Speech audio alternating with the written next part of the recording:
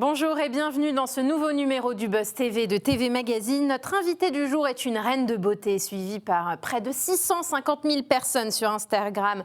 Rien que ça, et dans un ouvrage paru le 17 mai dernier, elle se livre sur son enfance, son élection à Miss Normandie et bien sûr à Miss France. Et c'est pour cette raison qu'elle vient nous voir aujourd'hui. Bonjour Amandine Petit. Bonjour, merci beaucoup de me recevoir. On est ravis de vous retrouver. Merci. J'ai décidé d'oser. C'est le nom de votre livre qui est sorti aux éditions First. Donc je l'ai dit, vous revenez sur votre parcours et on découvre ça quand on vous lit, que vous êtes une grande timide, réservée, vous manquez de confiance en vous et que vous n'aimez rien tant rester dans l'ombre. Et moi, à la lecture de ces lignes, je me suis dit, mais elle a dû vivre un calvaire pendant Miss France, non? Non, mais c'est vrai que dit comme ça, effectivement, on peut penser que ça a pu être compliqué. En réalité, si vous voulez, quand on m'a posé la couronne sur la tête, je me suis dit, mais ok, donc là, tu ne sais pas ce qui va se passer dans les jours à venir. Et pour le coup, il va falloir que tu aies le plus d'assurance possible parce que ça y est, maintenant, tu as ta place.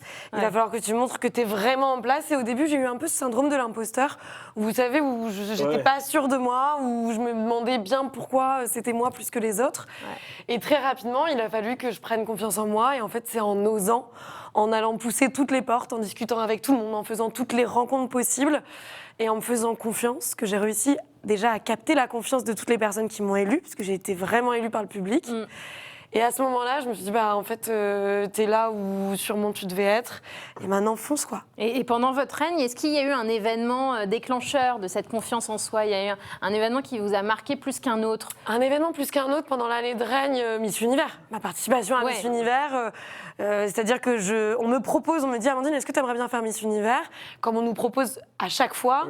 En réalité, je leur dis oui, mais on est au coin d'une table et je comprends pas tout à fait ce qui va se passer. Et là, je m'embarque dans une aventure où pendant 10 jours, donc déjà il y a toute une préparation en amont, et après pendant 10 jours, je prends l'avion seule et je pars face à peu près, je crois qu'on était 75 autres pays en compétition, parce que là pour le coup c'est une grosse compétition où tous les coups sont permis. Oui, vous le dites dans le livre d'ailleurs qu'il y avait des coups bas. Vous en avez été victime? Moi, alors j'arrive dans ma loge, je me souviendrai toujours de ce moment-là. On a 2 passages en fait. Il y a la pré-soirée, le pré-show, ce qu'ils appellent le preliminary show, et ensuite la soirée d'élection de Miss Univers. Sur le preliminary, j'arrive dans ma loge, je me maquille, je me coiffe toute seule, et là je regarde. Moi, je suis pas très très organisée dans ma vie de tous les jours, oui, mais là il y avait trop de choses qui rentraient en ligne de mire. Et je regarde sous la table, et en fait j'avais plus mes chaussures. Et sauf qu'on est à 5 minutes de rentrer sur la scène, je ne parle pas un mot d'anglais, je suis vraiment nulle. Alors dans une position de stress, c'est encore pire. Ah oui. Et en fait, ma collègue qui était aussi mon binôme de chambre me dit, écoute, on te les a pris, mais t'inquiète, au pire, je dis, au pire, j'irai comme ça, en fait, sans chaussures. Donc moi, oui, on m'a volé mes chaussures. Au bout de quelques heures, quand j'étais arrivée sur place, j'ai malencontreusement, pour le bonheur d'une autre, perdu tout mon make-up. Ah bon? Et on m'en a repassé après. Mais bon, voilà, il y a 2-3 choses qui ont été... Vous avez défilé sans chaussures, alors? Non, parce que du coup, je suis allée les voir, je leur ai posé la question et ils ont plein de spares. Ah oui. Mais sur le moment, non, je Est-ce les que vous avais avez plus. trouvé la coupable? Qui a dérobé vos souliers? Vous avez mené l'enquête? Non, et en réalité, bon, tant pis, c'était comme ça. Et vous avez terminé combienième? J'ai terminé 13e. Ouais, vous étiez satisfaite de cette position? J'étais trop contente. Ouais, non, c'est une belle place. Sur le nombre de pays en compétition, c'est vrai. Ça. Puis moi, le 13, ça a toujours été un chiffre porte-bonheur. Alors autant, je sais pas vous, mais moi, c'est un chiffre... Moi, j'aime bien le 13 aussi. Je le prononce pas. 13. On va parler de votre parcours, Amandine Petit, dans l'interview du Buzz TV, juste après les news médias de Damien Canivez.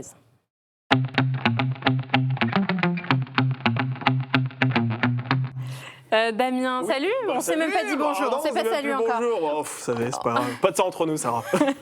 On commence les informations médias avec Émilie Tranen-Guyenne de C'est à vous, qui se confie auprès de nos confrères. Exactement. La chroniqueuse de C'est à vous sur France 5 s'interroge sur son avenir au sein du service public. Elle indique qu'à ce stade de la saison, elle est incapable de donner l'endroit, des détails sur sa rentrée, puisqu'elle ne sait pas encore où elle sera en août prochain. Alors elle précise simplement, je la cite, que son travail a donné des idées à des personnes extérieures, ailleurs, ce qui laisse sous-entendre en fait qu'elle a été contactée par d'autres chaînes. Pour l'instant, Émilie Tran-Nguyen pose le pour et le contre. Elle ne mâche pas ses mots d'ailleurs. Elle pense clairement à quitter France Télévisions. On rappelle que la journaliste devra lâcher, quoi qu'il arrive, les rênes du 12-13 sur France 3 à la rentrée prochaine. C'est le journal diffusé, on le rappelle, à la mi-journée sur la chaîne de service public. Pour quelle raison ? Parce que la direction de France Télévisions a décidé de supprimer les éditions nationales pour laisser un peu plus de place aux antennes locales. Ouais, elle fait peut-être monter les enchères aussi, Amandine. C'est possible aussi, c'est la période à peu près.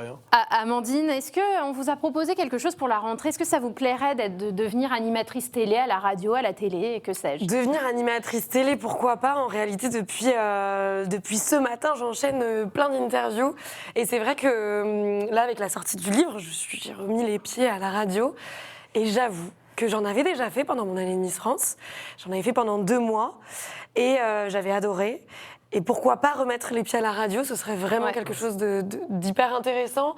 Et pour moi, j'en parle dans le livre, qui a toujours eu ce défaut d'une voix assez rauque, qui se différencie. Et quand j'étais plus jeune, je détestais ma voix. Moi, je vais dire, c'est pas un défaut. Pourquoi vous dites un défaut ? Aujourd'hui, ça pourrait devenir une force, mais quand on est petit et qu'en plus, on est timide et qu'on veut pas qu'on nous entende et qu'on est super grand, avec une grosse voix comme celle-ci, c'est pas évident de se faire discret, quoi. Ouais, vous en avez souffert de quand j'étais plus jeune. Particularité. Oui, parce que en fait, chaque différence, quand on est petit, c'est la risée d'un groupe en réalité. Moi, ça l'a été quand j'étais plus jeune, et ça, en réalité, ça sera toujours une part de moi parce que j'ai une corde vocale sur les deux qui fait 10 mois. De toute façon, j'ai pas envie de fonctionner. Ouais. Donc, c'est ça, c'est ça. Un médecin vous l'a constaté. Ouais, tout à fait. Ouais, quand j'étais petite, j'avais un nodule sur une des 2 cordes vocales. D'accord. Et c'est pour ça que si je suis trop fatiguée ou autre, je risque de vraiment plus avoir beaucoup de voix. J'aurais pas pu faire carrière en tant que chanteuse. Bien que j'aurais bien voulu être le binôme de Garou, je pense que ça aurait pu faire une petite... Sous le vent avec vous, vous remplacez Céline Dion sans problème. Ah non, j'aurais pas l'audace. Bon, si vraiment vous insistez, alors. On poursuit, Damien, ses informations médias avec Bertrand Chameroy qui épingle les people présents à Roland-Garros. Oui, attention, Amandine. Vous allez peut-être vous sentir visé, Amandine. Vous allez voir. Alors c'est vrai que l'humoriste tenait, comme chaque semaine, sa chronique sur les ondes d'RTL. Et cette fois-ci, le chroniqueur, lui aussi, dans C'est à vous, a choisi de consacrer son billet d'humeur au tournoi de Roland-Garros et plus particulièrement aux célébrités qui se sont pressées, non pas lors des phases précédentes, mais lors de la finale. Cette fois-ci, je crois que vous n'y étiez pas. Donc jusque-là, tout va bien. Alors il y avait du beau monde qui s'est pressé justement pour applaudir la victoire de Novak Djokovic, Kylian Mbappé, Ophélie Meunier, Amir, Patrick Bruel. Je parle même pas des stars internationales qui étaient présentes porte d'Auteuil ce jour-là.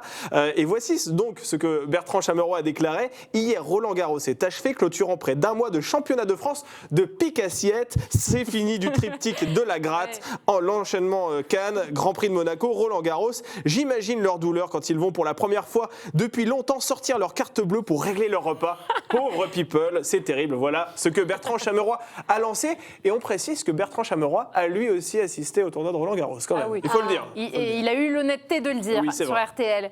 Amandine, vous vous sentez visée par ces propos Non, en réalité. Vous étiez à Cannes aussi.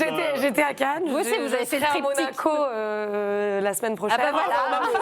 Vendredi. Mais en réalité, je sors très souvent ma carte bleue parce que je viens d'un milieu tout à fait... Et encore une fois, j'en parle dans le livre, c'est le fait de dire que je viens d'une famille tout à fait simple. Modeste. Où, exactement, où les valeurs sont vraiment des valeurs de convivialité. J'ai pas été habituée à aller tous les jours au restaurant. Et justement, je continue, on en parlait juste avant de prendre l'antenne, c'était de ma maison en Normandie. Et ben, j'adore les choses simples. Alors bien sûr que je dirais jamais non pour un Roland-Garros ou autre, mais en même temps, qui dirait non ? Oui, c'est vrai. Est-ce que c'est facile de s'adapter à ce monde de paillettes quand vous venez d'un milieu très simple ? Parce que vous habitez effectivement non loin de Caen, dans une maison au grand espace, etc., dans une vie très simple. Mais lorsque vous vous trouvez en tribune à côté de Hugh Grant, Tom Brady et les grandes stars internationales, est-ce que c'est facile justement de s'adapter à ça ? J'ai fait une avant-première d'ailleurs à côté de Hugh Grant. On a fait une photo ensemble, c'était fou. Et bref. Mais c'est pas forcément évident dans un premier temps parce que c'est une nouvelle vie, parce que c'est des... Voilà, c'est des choses dont j'ai pas eu l'habitude, mais en réalité, je crois que c'est plus facile de s'y adapter par rapport à des personnes qui ont cette habitude-là et de sortir de cette habitude. Vous voyez ce que je veux dire?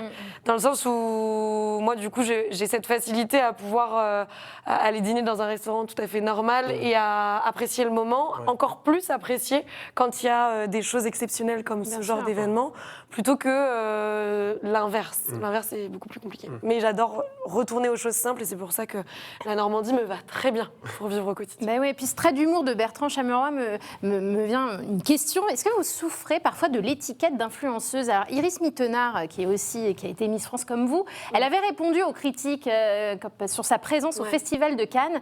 Est-ce que vous en êtes victime aussi de ces critiques-là et que leur répondez-vous?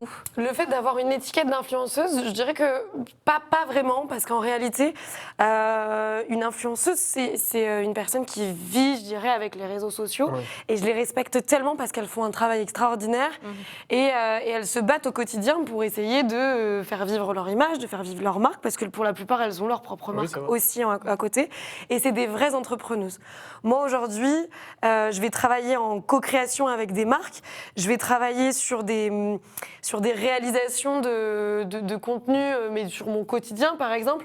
Ce que je vais mettre en avant, ça va pas être une marque en particulier, ça va plus être une ambiance où aujourd'hui, je ne m'en considère pas du tout comme une influenceuse. D'accord, ouais. Parfois, je vais pouvoir créer du contenu, effectivement, sur la rénovation de ma maison, sur mon quotidien, sur le fait que je sois avec vous aujourd'hui, sur le Festival de Cannes où j'ai pu aller, effectivement. Mais après, bien sûr que je ne suis pas une actrice, mais peut-être que demain, et j'ose espérer que j'y retournerai en tant qu'actrice. Oui, peut-être. En revanche, oui, il y aura toujours des critiques.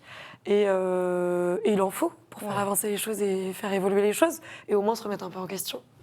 On termine, Damien, ces informations médias avec le chiffre du jour, 2,5. Oui, 2,5, c'est en millions, bien sûr, le nombre de téléspectateurs, parce que 2,5 téléspectateurs, ce serait pas énorme, d'accord ? C'est en millions, bien évidemment, le nombre de téléspectateurs qui ont suivi la suite de la série Abyss sur France 2, cette coproduction internationale portée notamment par Cécile de France. On n'arrive pas dans des fonds abyssaux, et oui, vous voyez, moi aussi j'ai décidé d'oser. Mais ceci dit, il y a quand même une baisse d'un demi-million de téléspectateurs. Il y a un Y en tout cas, sur mon compte triple, vous êtes au-dessus. Je le réutilise.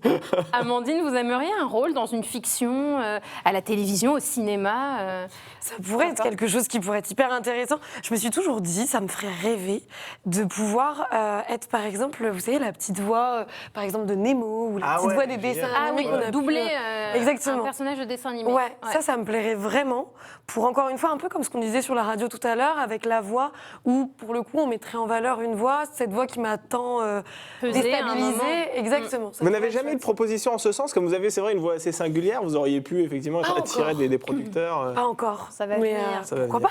Ce serait cool. En tout cas, on parle de votre livre. J'ai décidé d'oser, Amandine Petit, tout de suite dans l'interview du Buzz TV.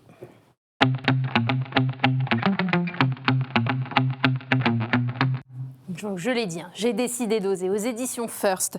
Ce livre est sorti mi-mai. Voilà, il est disponible. Vous revenez sur votre parcours de Miss Normandie à Miss France, évidemment, Miss Univers, on en a parlé tout à l'heure. Et vous dites, j'ai noté, j'ai dû apprendre à gérer ma notoriété. Ça, c'était au tout début de Miss France. Comment vous l'avez vécu, ça? Est-ce que ça vous a pesé à un moment donné?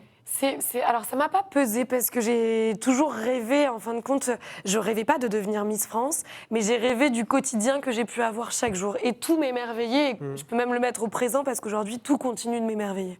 Chaque chose que je peux faire, on en parlait tout à l'heure avec Roland Garros, en réalité, je crois que quand on n'appartient pas à ce milieu-là, en plus, moi, je viens pas de Paris, donc c'était un changement sur tous les plans de vie, on va dire. J'arrivais à Paris, je devais prendre un appartement, changer de vie complètement, enchaîner les plateaux télé, la radio, avoir une équipe maquillage, coiffure. Les selfies dans la rue. Oui, et où du aussi, jour au lendemain, en fait, on vous voit. C'est ça, je sors de l'hôtel, j'étais au Royal Monceau, je m'en souviens très bien, j'ai absolument pas dormi de la nuit, forcément. Et là, je vois les gens qui s'arrêtent et qui disent « Mais si, c'est Amandine Petit », et je me dis « Mais comment ils peuvent connaître mon prénom ?» Parce que moi-même, j'avais pas réalisé. Et encore maintenant, typiquement, hier, je revenais d'un voyage et une personne contrôle mon identité et il me dit « Mais Amandine, oui, c'est bien ça, Amandine Petit ». Je me dis « Ah ouais, en fait, il y a des moments où moi-même, j'oublie qu'on peut me reconnaître dans la rue et il y a tellement de bienveillance. Tout à l'heure, on parlait de la critique des gens, c'est vrai qu'il y en a, mais majoritairement, à plus de 90% des cas, c'est que de la bienveillance, que ce soit sur les réseaux sociaux ou même dans la vraie vie.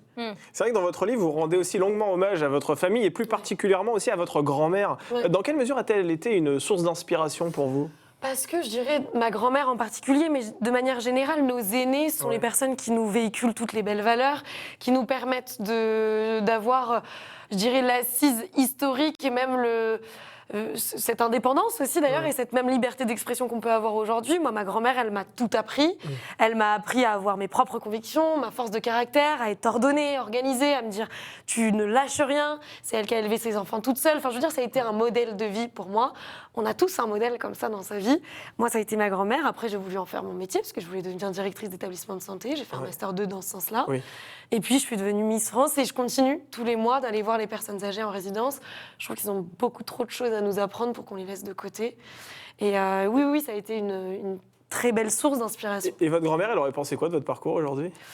Elle aurait été très, très fière et je pense qu'elle serait très fière de voir qu'elle était dans le livre. Et on en parlait tout à l'heure, donc du complexe de votre voix. Et vous parlez dans ce livre aussi des critiques sur les réseaux sociaux sur le poids. On a dit que vous êtes trop mince, trop maigre.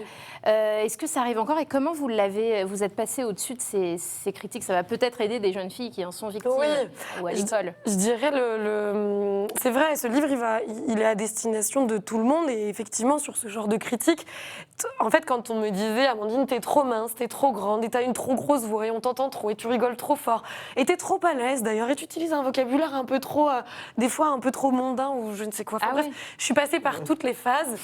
Et en fait, c'est toujours trop, jamais assez. Enfin, de toute façon, c'est jamais parfait. Et heureusement, parce que sinon, on s'ennuierait.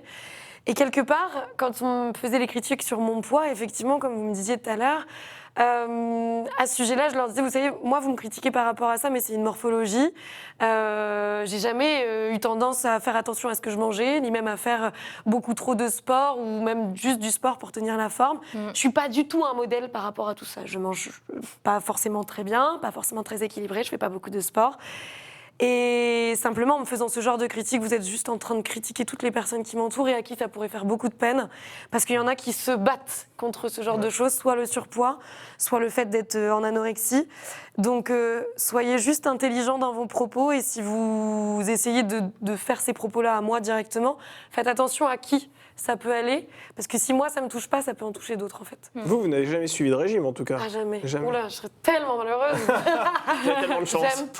J'aime trop la fête, j'aime trop sortir, j'aime trop profiter de la vie. J'aime tout ce qu'il y a de bon, la bonne bouffe. Quoi, c'est ça, avec un peu de sucre, forcément, un peu d'huile. Du terroir, hein. La cuisine au beurre, on adore. La crème fraîche. Surtout en Normandie. Le camembert. Rien que dire, rien d'en parler, je commence à grossir du ventre. Et dans cet ouvrage, vous parlez, on l'a dit avec Damien, de votre famille, de votre entourage. Mais j'ai cherché, moi, les pages sur l'amour. Je n'en ai pas trouvé. Vous ne parlez pas je ne sais pas, de votre petite amie du moment. Pourquoi? Ça, c'est un choix c'est vrai. que vous faites? C'est vrai que c'est une question qui a été, qui a jonché mon année de Miss France. Et encore après, vous étiez en couple à l'époque ou alors, pas du tout, pendant l'année de règne? Pour tout ce qui a trait à la question du couple, je n'en ai jamais parlé. Ah d'accord, je crois. J'ai toujours parlé de ma famille, de mes amis, de ma grand-mère, dont on parlait tout à l'heure. J'ai jamais parlé de mon couple parce que j'en dévoile déjà beaucoup sur les réseaux sociaux. Et oui. Je parle de plein de sujets différents. Et je pense qu'il y a un sujet sur lequel, pour garder un juste équilibre dans sa vie pro, dans sa vie perso, qui n'est pas nécessairement obligatoire à aborder le jour où j'aurai des enfants ou le jour où je me marierai, parce que je souhaite me marier, ça c'est vrai. Et avoir des enfants aussi? Bien sûr, ouais. Combien? Je sais pas, ça je ne sais pas, je viens d'une famille de 2, donc... Et vous le direz là, à ce moment? Bien sûr, je le dirai. Je le dirai parce qu'il y aura tout de réuni pour, mais aujourd'hui... Non, je pense que ça n'a pas d'intérêt particulier. Et puis, il y a un petit jardin secret à garder pour garder le meilleur des équilibres. Ouais. Mais le premier ordre de ma vie restera toujours mon papa, que j'ai emmené à Roland-Garros. Exactement, oui, tout à fait. Qui avait un super polo rose, d'ailleurs. Exactement. Oui, exactement, on le voyait. Il était de toute beauté, n'est-ce pas? J'ai vu dans le cours, d'ailleurs. Je regardais la télévision, je dis, ça, c'est le papa. Exactement. C'est Jean-Luc.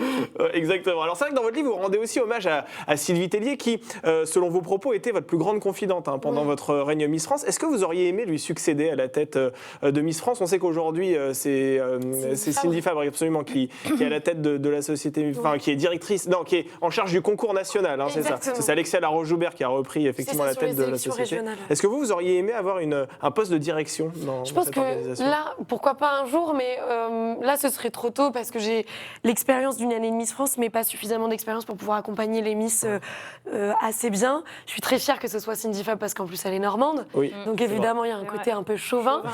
Elle gère très très bien. Je veux dire, je l'ai souvent au téléphone. C'est très chouette justement de pouvoir mettre une ancienne Miss à cette place-là, comme Sylvie l'a aussi bien fait, effectivement, comme je le dis dans le livre. Sylvie, elle m'a bien accompagnée. Dès le début, elle m'a montré qu'il fallait être soi-même, qu'il fallait être naturel, qu'on n'était pas là pour jouer un rôle.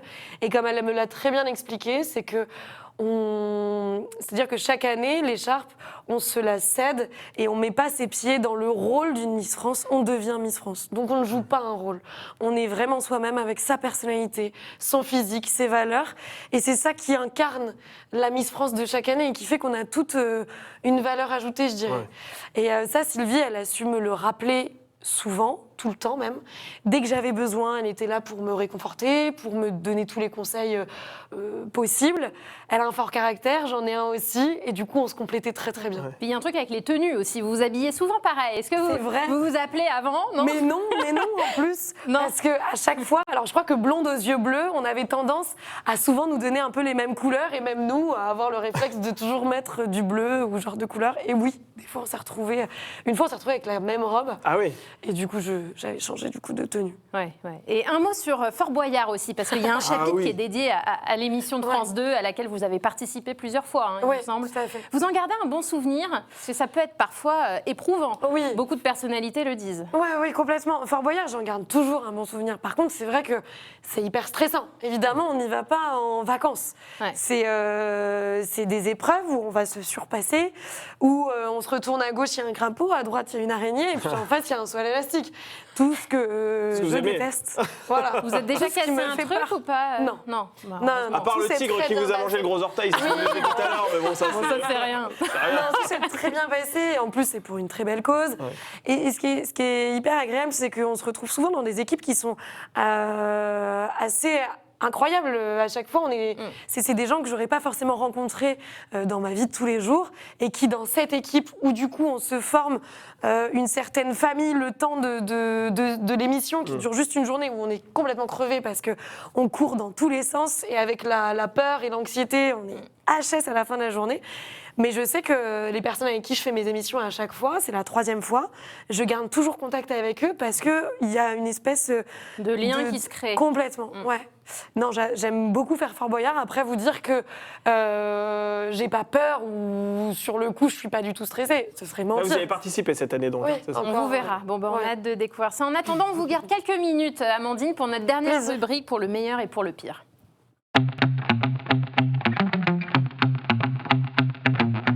C'est une série de questions à laquelle il faut répondre avec le plus de sincérité possible, comme vous venez de le faire jusqu'à présent. Quel est tout d'abord votre meilleur souvenir de carrière?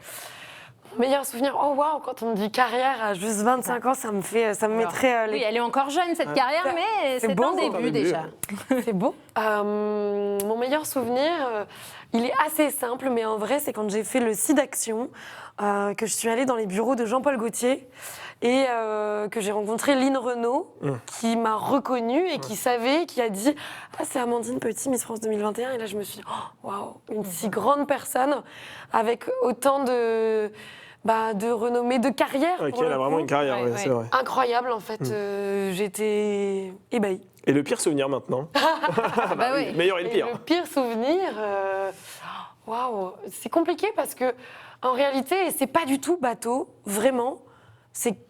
J'ai jamais eu de souvenir où vraiment, vous voyez, où genre on aurait pu me prendre en photo sur un moment où j'étais pas à l'aise. Enfin, il n'y a jamais eu de souvenir où je me souviens. Dans les coulisses de Miss Univers, ce genre de déconvenu, ça peut faire partie des mauvais souvenirs. Oui, bien sûr, ça pourrait être ça, Oui, ça pourrait être ça. Avez-vous déjà pris le melon, Amandine? Non, dans la salade de fruits, c'est OK, mais ça passe. Très bonne réponse. On ne l'avait pas eu, celle-là encore.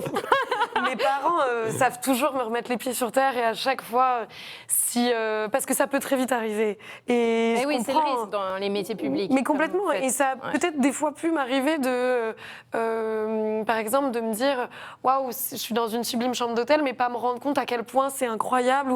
Et mes parents, à chaque fois, quand ils étaient auprès de moi, et d'ailleurs, je mets un point d'honneur à emmener mon père à Roland-Garros pour continuer de comprendre à quel point on a une chance inouïe, à emmener mes meilleurs amis sur mes tournages, quand j'ai fait 50 Inside ou d'autres tournages. À chaque fois, j'essaie toujours d'emmener mes amis avec moi pour qu'ils puissent voir et encore plus me faire prendre conscience que ce qu'on fait, c'est fou. Quelle est la lettre de fan la plus folle que vous ayez reçue jusque-là? Alors la lettre ou le message sur les réseaux sociaux, ouais, ça marche aussi. Oui, ça passe. Je suis sûre que vous en avez déjà reçu. Des mariage. Ah ouais, ça vous en recevez. Ouais. J'en ai eu plein. Et vous en avez accepté combien alors? Eh ben, écoutez, c'est ni une bague, ni celle-ci. Donc aucune. On n'en voit pas. Aucune pour le moment. Ouais. Mon père serait trop vexé si je lui avais pas dit avant. On va se quitter, Amandine. Merci d'être venue nous voir sur le plateau du Buzz TV. Je rappelle le nom de votre livre. J'ai décidé d'oser. C'est aux éditions First. Et on vous souhaite bonne chance dans la suite de vos projets. Quant à nous, Damien, on se retrouve demain avec deux comédiennes. Deux comédiennes, Zoé Rand et Mayra Schmidt, qui vont porter un téléfilm formidable sur un couple qui tente de vivre une vie classique, mais qui n'y arrive pas. Voilà, elles seront demain avec nous sur ce plateau. C'est pour une fiction sur France 2. Eh ben, on sera en rendez-vous. Merci à vous deux et à demain. Passez une bonne soirée, tout simplement. Merci beaucoup.